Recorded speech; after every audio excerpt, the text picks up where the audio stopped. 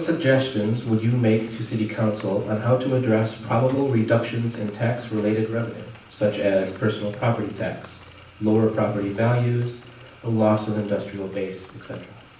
Thank you. I'm going to take the, the personal property tax portion of that question first. The next mayor of Saline must be proactive and engaged in advocating for our community.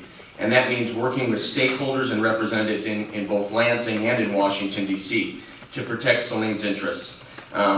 Again, reiterating a point that I made during my opening statement, I've worked in Lansing since 2005, and I have relationships in both the Republican caucus, and the Democratic caucus. I have relationships with elected officials, with appointed officials, and with staff members. And so I'm going to utilize those relationships and those connections to be an advocate for the city of Saline. And on the issue of advocacy, because I think advocacy is so key, because the next mayor and the next council need to be really engaged with what's going on in DC and in Lansing. Advocacy is not about blaming Lansing for our problems or fear-based accusations. It's about relationships and communication. And again, I have the experience and the understanding to advocate effectively for Saline.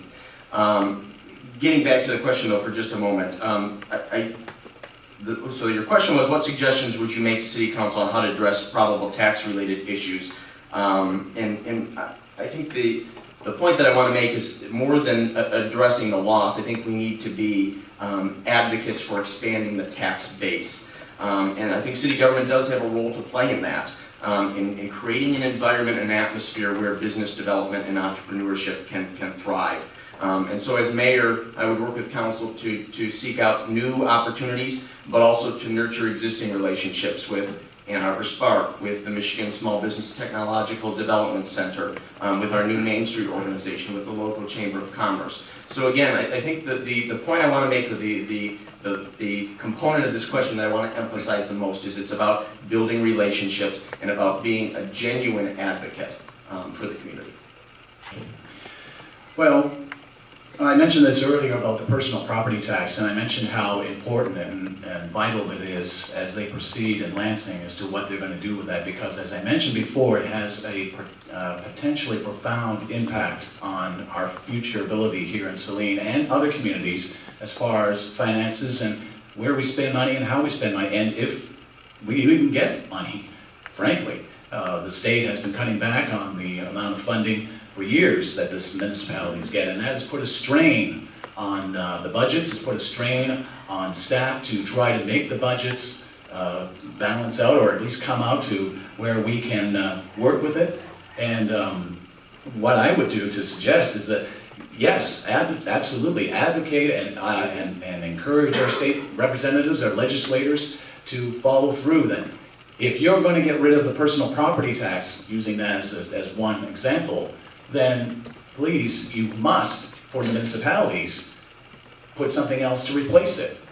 Because you are, in effect, while taking the personal property tax or reducing it, you are impacting municipalities unduly.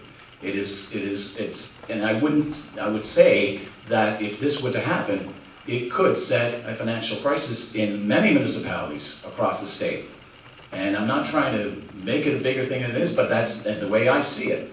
And the next mayor and council are going to have to be very vigilant and and take the task, the bull by the horns, if you will, and lobby the legislators, as we've been doing, and as council has previously been doing. And when I was on council, the same thing. We've lobbied our legislatures to, act on our behalf. We go through the Michigan Municipal League.